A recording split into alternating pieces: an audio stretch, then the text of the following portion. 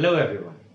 So today we are going to start a new chapter of class 10th physics and that is light. So it's going to be very interesting. बहुत मजा आने वाला है इस chapter में बहुत सारे नए नए कॉन्सेप्ट हम पढ़ेंगे टोटली बेसिक से लेके चलेंगे and at the end of the chapter we are going to solve all the question मतलब एक बार अगर आपने कॉन्सेप्ट समझ लिया तो दुनिया का कोई भी क्वेश्चन आप आराम से सॉल्व कर सकते हो यही खासियत है इस चैप्टर की आपको सिर्फ और सिर्फ कॉन्सेप्ट समझना है because once you understand the core concept तो आप कहीं से भी कोई भी क्वेश्चन सॉल्व कर सकते हो और बोर्ड का पैटर्न आप लोगों को पता है बोर्ड में कभी भी क्वेश्चन स्ट्रेट फॉरवर्ड नहीं पूछता तो you just have to understand the concept क्योंकि क्वेश्चन आप कोई भी कर लोगे अगर आपको कॉन्सेप्ट आता है so let's start with this chapter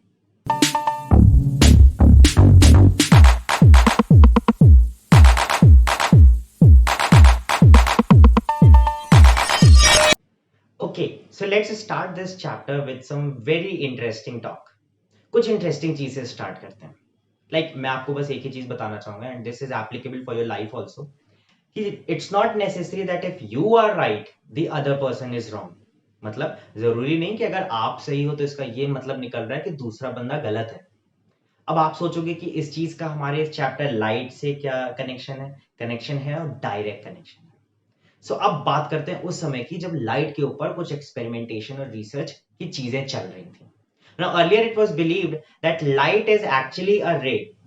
ठीक है लाइट पार्टिकल नेचर शो करती है ये एक प्रॉपर्टी थी that is light shows particle nature light एक रे है रे किससे बनी है small packets of energy called photons इन्हीं से मिलके एक रे बनती है और ये लाइट का पार्टिकल नेचर था जो कि पूरी दुनिया ने मान लिया था अचानक से एक नई थ्योरी आती है और नई थ्योरी ये कहती है कि light is actually a wave light तो एक वेव है वेव क्या होती है it's actually a periodic oscillation with the help of which energy travels from one place to another place अब लाइट कुछ लोग कह रहे हैं भाई पहले से ये प्रूफ था कि लाइट तो पार्टिकल नेचर शो कर रही है लाइट इज एक्चुअली अ रे अब नई थ्योरी आ गई कि लाइट तो वेव है तो वेव वाले साइंटिस्ट से पूछा गया कि आप बताइए ये तो पहले से प्रूव कर दिया गया कि लाइट रे है तो उन्होंने कहा कि मैं अपनी थ्योरी को सही बता रहा हूं इसमें मैं कहीं भी मैंने ये नहीं बोला कि पिछली थ्योरी गलत है तो सब सोचे कि इसका क्या मतलब है इसका ये मतलब निकल के आया कि पिछली जो थ्योरी थी वो भी सही थी and the new theory which we have got now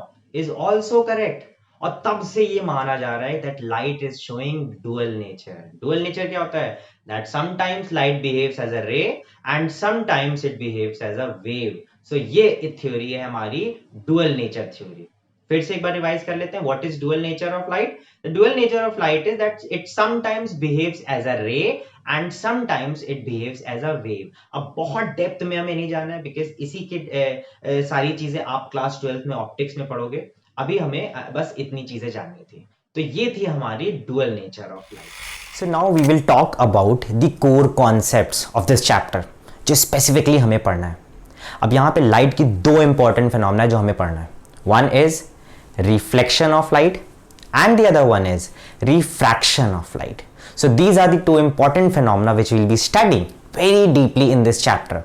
So एक एक करके स्टार्ट करते हैं पहले हम रिफ्लेक्शन को पूरा पढ़ेंगे उसके बाद जब पूरा रिफ्लेक्शन खत्म कर लेंगे and after that we will start with refraction of light so let's get up for reflection of light so the very first thing which we need to understand आखिर रिफ्लेक्शन होता क्या है what is reflection of light see the bouncing back of light into the same medium after striking an object is called reflection of light देखिए बहुत simple सा phenomena है light जिस medium से आ रही है टकरा के वापस उसी मीडियम में चली जा रही है इसी फिनोमेना को हम कहते हैं रिफ्लेक्शन ऑफ लाइट और आज के समय में जितनी भी चीज आप आसपास अपने देख रहे हो इट्स ऑल पॉसिबल कि आपको वो इसीलिए दिख रही है because of reflection of light because light जा रही है ऑब्जेक्ट से टकरा के आप तक वापस पहुंच जा रही है और उसी मीडियम में आ रही अब अच्छा मीडियम क्या होता है व्हाट इज मीडियम सी कोई भी ऐसी जगह जहां पे लाइट प्रोपोगेट कर रही है दैट्स मीडियम भाई हवा में लाइट ट्रैवल कर रही है so the medium is air पानी में लाइट ट्रैवल करती है so then the medium is water oil में ट्रैवल करती है so then the medium is oil तो जहां भी लाइट प्रोपोगेट करती है that specific place is called as the medium तो अगर लाइट जिस मीडियम से आ रही है टकराने के बाद उसी मीडियम में वापस चली जाती है so that's called reflection of light now let's understand this with a diagram so you can see this diagram now the ray of light which is coming from the medium, ठीक है, आप ऊपर से देखो जो रे ऑफ लाइट आ रही है, that ray of light is called as the incident ray. So that means the ray of light which strikes the object is called incident ray. And you can see the second ray which is moving in the upward direction, वो टकरा के फिर से उसी medium में वापस जा रही है, that ray is called reflected ray. So that means the ray of light which bounces back after striking the object is called reflected ray. Now अब इन दोनों के बीच में आपको एक डॉटेड लाइन दिख रही होगी, that is called as the normal. अब ये नॉर्मल क्या होती है? It's actually an imaginary line which is always drawn perpendicularly to the surface. ठीक है, सरफेस के परपेंडिकुलरली इसको ड्रॉ कर लिया जाता है. तो यहां पे आपको तीन इंपॉर्टेंट चीजें दिख रही है. One is the incident ray, second one is the reflected ray, and the third one is called as the normal. Now let's understand two more things. One is called the angle of incidence. So you can see in this diagram that there is one angle between the incident ray and the normal, and that angle is called angle of incidence.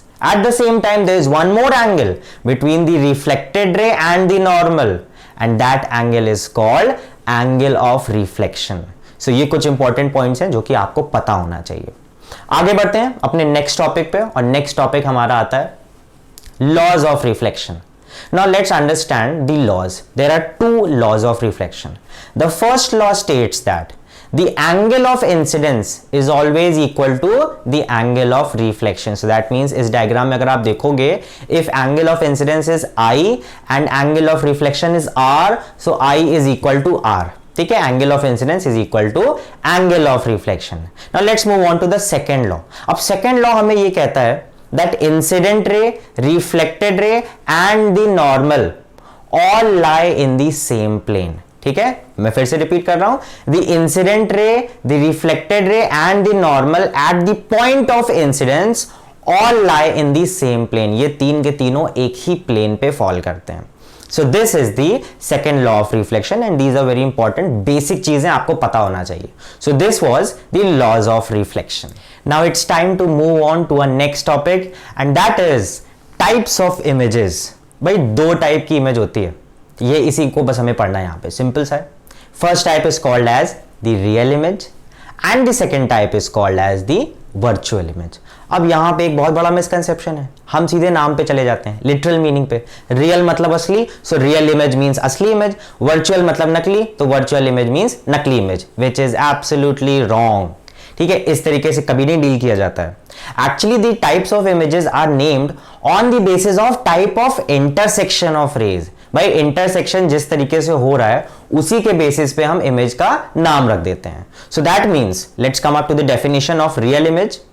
Real image is a type of image which is formed by actual intersection of rays. जब actual intersection होता है rays का, तब जाके real image बनती है. At the same time, let's talk about the virtual image. Now, virtual image is an image which is formed by virtual intersection of rays. यहाँ virtual intersection होता है, एक तरीके का ये एक illusion होता है. मैं अगर आप किसी मिरर की बात करेंगे तो ये एक ऐसी इमेज होती है जो हमें देखने से लगता है कि ये मिरर के अंदर बन रही है. It's actually getting formed inside the mirror. असली में बन रही है मिरर पे, लेकिन एक illusion इस तरीके का क्रिएट होता है कि जिससे हमें ये किसी और तरीके से दिखती है. So that type of images are called as the virtual images. छोटा सा एग्जांपल आप देख सकते हो, आप रोज जो शीशा देखते हो एकदम सुबह तैयार होने के बाद, एकदम जब बाल सेट करने आप जाते हो, तो you must be looking at the mirror. हमारे घर पे नॉर्मली प्लेन मिरर होता है. अब उस प्लेन मिरर की खासियत ये है कि वो हमेशा वर्चुअल इमेज बनाता है. कैसे पता चला हमें? Now look at the image very carefully. वो इमेज जो बनती है वो देखने को वाले को ऐसा लगता है कि वो मिरर के अंदर बन रही है. मतलब जितनी डिस्टेंस हमारी मिरर तक है उतनी डिस्टेंस होती है मिरर से लेके इमेज तक की.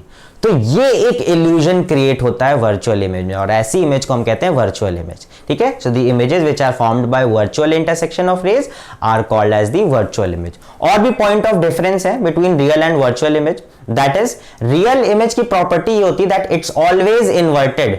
ठीक है, अगर ऐसा ऑब्जेक्ट है तो उसकी इमेज ऐसी बनेगी, इन्वर्टेड.